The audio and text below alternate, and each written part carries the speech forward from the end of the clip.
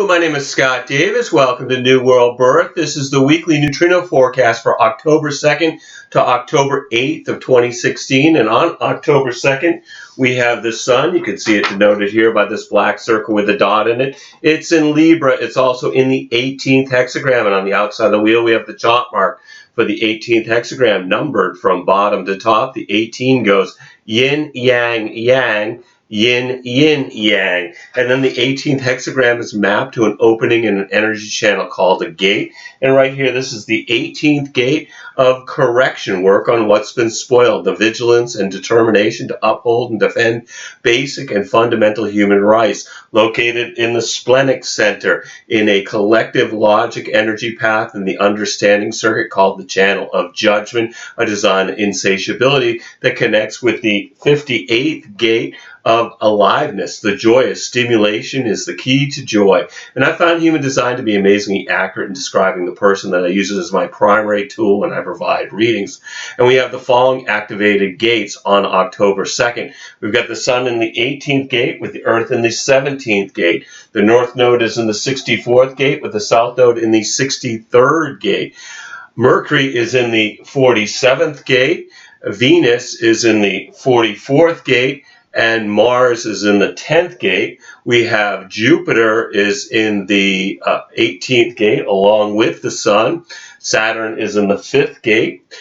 We've got Uranus retrograde in the 42nd gate. Neptune is retrograde in the 37th gate. And Pluto is retrograde. No, I'm sorry, Pluto is newly direct in the 38th gate. So obviously not every gate activation forms a channel, but this information can be very helpful if you know your own human design chart, because some of these transits will form channels with potentials in your personal body graph. And we begin the week, we've got one channel definition due to the transit field. With the north node in the 64 and Mercury in the 47, we've got the channel of abstraction, a design of mental activity mixed with clarity until October 2nd. The energy of this channel is about creating something new out of something old. This is about abstract thought being brought into the collective consciousness through the arts, philosophy, history, and culture. This is wonderful energy for telling stories about our experiences that inspire others, but brings confusion when used to resolve our own issues. And the defined Ajna Center can influence those without to believe that they're mentally certain, even when they're not. And the defined Head Center brings pressure to think about things that don't matter. October 2nd begins with the sun in the 6th line of the 18th hexagram. The sun in the 18th is Buddhahood, the perfected form, exalted the Buddha state of the eternal child, and the energy to find new horizons and to avoid stasis. The potential of the perfected form through correction, detriment of the mundane application of the above, the ability to tap public opinion and share methodology, the potential to share the values of the correction with others. Later on the 2nd, the sun then moves from the 18, leaving behind Jupiter, and it moves into the 48. And the Earth moves from the 17 to the 21. So we've got the Earth is in the 21st gate of the hunter, huntress, biting through the justified and necessary use of power in overcoming deliberate and persistent interference. This shift happens at 2:39 a.m. Eastern Daylight Time, which is 6:39 UT, and the sun is in the 48th gate of depth, the well, the necessary and qualitative foundation that is a prerequisite to the establishing the common good. And the sun is in the first line of the 48, which is the line of insignificance, exalted, and instinctive recognition of what is practical and deserves attention, a taste for recognizing what is practical and deserves attention, detrimented an ego tendency to apply energy to trivial considerations, a taste for trivia. And as we move from the 18 to the 48, we enter another splenic collective logic gate, the 48th gate of sharing solutions. We're still in the quarter of duality, and the 48th gate is about projecting well-being in relationships. It's in the stream of taste, and this is the gate of black magic. The not self-expression is the fear of inadequacy, that one will not have enough depth of having a sense of a solution and not able to get it out, which can have it holding on to what's not good for you. It's harmonic, the 16th gate of skills in the throat center. This is in the understanding circuit of the channel of talent. It's the voice of experimentation. This is a talent for looking for solutions. The polarity, the 21st gate in the heart center, is a gate of having the willpower to control tension. The sun in the 48th gate brings us to the third variation of the cross of tension. The 21st is the gate of control of willpower. It's tribal circuitry, so this is about control of the tribe, to the tension to maintain hierarchies or to rise up against them. The 48th has the tension to have a solution but not know if it will work until it finds the necessary skills to perform the experiment. The 18th gate shared that there was something that needed correction, and when we move into the 48th gate, it brings the potential for solutions. And then also on the 2nd, Mercury moves from the 47 and into the 6th gate,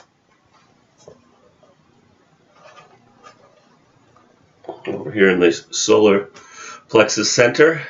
So in mythology, Mercury is about communications. He was a messenger of the gods, and Ra described this as the expansion of human consciousness through communication, not just as words, but also as music.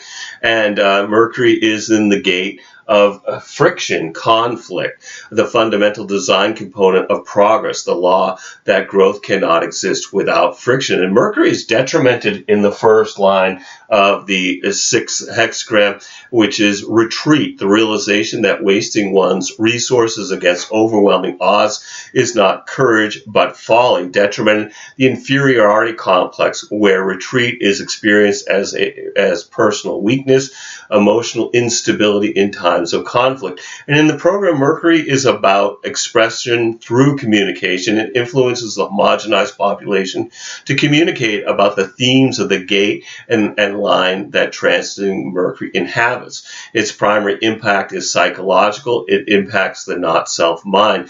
It distorts the way we look at things, which leads to action. This conditions people to think and communicate about the same things. And in the 6th gate, I'd expect people to talk about whether they are open or closed to intimacy. On the 3rd, we have the sun then moving into the 2nd line of the 48th hexagram at 1:30 a.m. Eastern Daylight Time, which is 4:30 UT. The sun in the 48-2 is described as degeneracy, exalted the awareness that to successfully establish a new form, one cannot neglect the most positive attributes just to accommodate inferior elements. The confidence and awareness that to resist inferior influences. Detrimented, the misguided urge for harmony that degenerates when associated with inferior values into decadence. A lack of confidence and awareness that invites interference and decadence. And then also on the 3rd, Mars moves from the 10th gate in hexagram to the 58.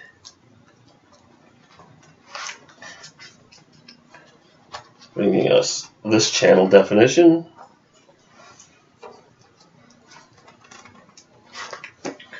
Okay, so we have Mars, and it is in the 58th gate of aliveness, the joyous stimulation is the key to joy. And Mars is in the first line of the 58, which is love of life, exalted. The very stimulation of the world is the basis for aesthetic appreciation of its beauty and wonder. Alone or shared with others, this profound inner realization is the key to joyous harmony with the process of being, the energy which fuels the love of life. Detriment, the cyclical energy which intermittently fuels the love of life.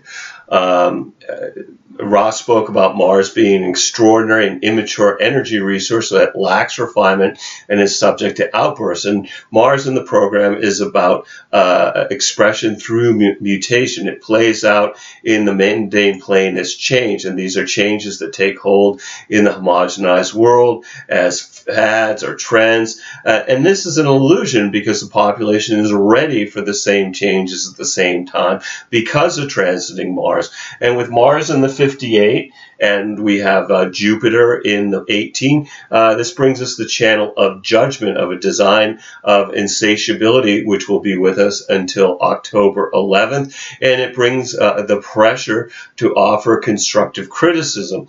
This is a conditioning force that's best if invited, and its purpose is not personal, but for the good of the collective. This can influence us to become perfectionists with the insatiability to make improvements. Unfortunately, most people will not be aware of this influence and how to best apply it in their lives. So we will see a lot of folks meeting resistance as they try to change their family and friends with little success, which leads to a sense of dissatisfaction. After all, true perfection does not exist. Only ascending levels of mastery. And with the defined splenic center, this brings intuition and well-being, and Ra warned that non-splenic people may let go of something that is good for them during a transit defining the splenic center. And for those without a defined root center, this transit definition can bring the pressure, which may have folks hurrying to get things done in order to release their stress.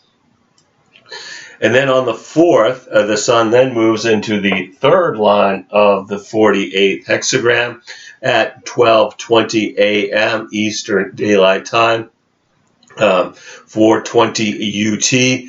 The sun in the 48.3 is incommunicado, exalted, symbolized by the no moon phase, where the potential of light is unrecognized, unavailable, and unknowable. The redeeming value in its transience of such a stage, which can give strength to those afflicted, where the development of taste and depth is a long-term process. Detrimented, the profound anxiety when a profound intelligence is forgotten in wild wilderness. The tendency for long-term process, development of taste and depth. To anxiety. Later on the 4th, the sun then moves into the 4th line of the 48th hexagram at 11:10 p.m. Eastern Daylight Time. This is 3:10 UT on the 5th. The sun is exalted in the 48.4 and is described as restructuring. Exalted, the good sense to take advantage of restriction on short-term activity to assess the situation and restructure for long-term goals that will facilitate development when activity resumes. The awareness that depth and its possible expression will face restrictions with the resulting taste for short-term projects. And then also on the 4th, Venus moves from the 44th gate in the hexagram to the 1.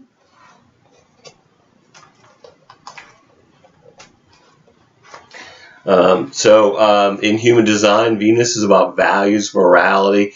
Ra talked about natural law in which we deal with the other and the consequences of the world around us.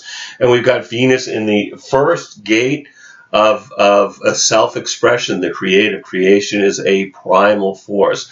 The energy potential to manifest inspiration without limitation. And Venus in the first line of the first hexagram is creation is independent of will, exalted. Time is everything, self-expression, which has its special timing. Detriment and instability leads to distortion. Here, patience is a virtue and revolution a vice. Creative instability unless there is patience. And in the program, Venus is about control through maintaining the status quo in the way in which we operate with each other. And we all experience these transiting planets through the Maya, and we're not here to avoid the Maya, but to embrace it as yourself by following your individual strategy and authority.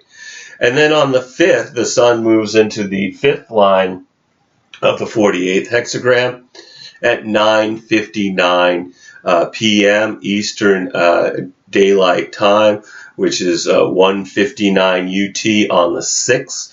The Sun in the 48.5 is described as action, exalted, the natural urge to apply energy to action, taste for action. Detriment, the over-reliance on the need for protection in times of social renewal is obsessed with the details of planning at the expense of action. And then on the 6th, the Sun then moves into the 6th line of the 48th hexagram, and this shift happens at 8:47 p.m. Eastern Daylight Time, which is 0:47 UT on the 7th. The Sun in the 48.6 is a line of self-fulfillment, an undiminishable resource, exalted, the valued center that as it gives, it receives, and thus can continue to give. A depth and the potential talent that is of value to others. Detriment, a tendency to superficiality that through, though generous and nurturing, will lack inspirational quality that can transform its gift into common courtesy. Where depth is limited, the taste will be superficial and affect the quality of the possible talent. And then also on the 6th, Mercury moves out of the 6th hexagram and gate to the 46. And we mentioned earlier that Mercury is about communication. And so we've got Mercury in the 46th gate. And with Mercury in the 46, I'd expect to hear people talk about experiences of being in the right place at the right time, or not, or perhaps the love of the body or not. Mercury is in the gate of the determination of the self, pushing upward, good fortune that may be perceived as a result of serendipity, but derives from effort and dedication. And Mercury in the first line of the 46, this is in the line of being discovered, dedicated in obscurity that is unexpectedly discovered, exalted, art for art's sake. Any creative endeavor that is self-fulfilling sooner or later is recognized. The potential for creativity, creative success through dedication. Detriment of the ability to judge the potential of those in obscurity, but often solely to benefit one's own success. The determination to recognize and benefit from the success of others. And then on the 7th, the Sun moves from the 48th gate in hexagram to the 57. And with that, the Earth moves from the 21 to the 51. So we've got the Earth is in the 51st gate of shock, the arousing, the ability to respond to disorder and shock through recognition and adaptation. And this shift happens at 7:35 p.m.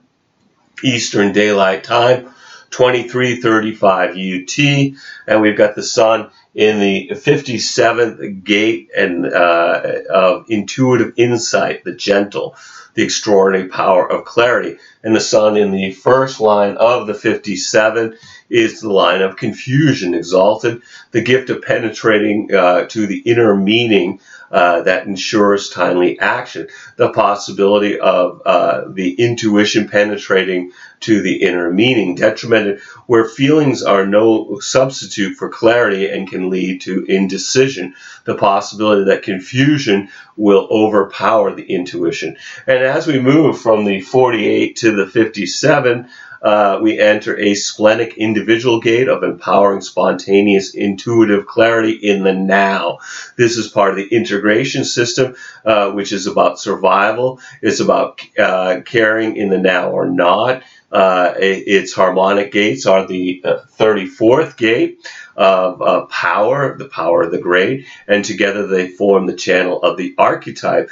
The 10th gate of behavior of the self, treading, forming the channel of the perfected form.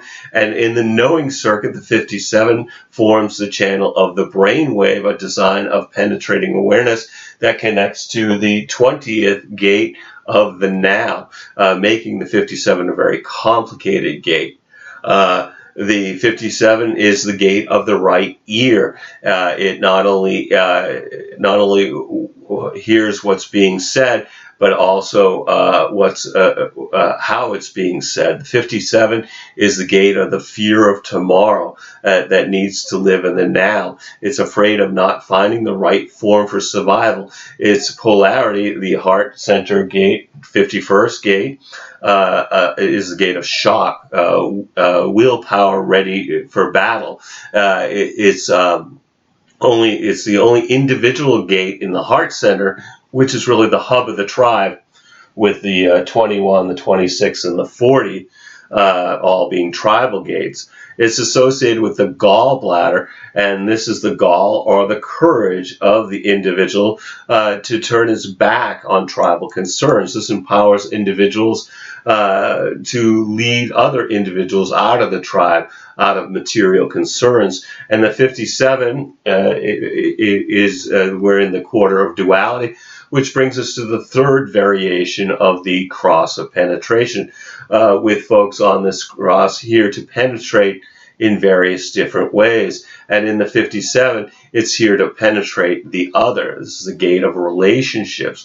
With the sun in gate 57, it listens to the other in the now to determine what's their point. The 57 has the intuition to hear the frequency of the other in the now.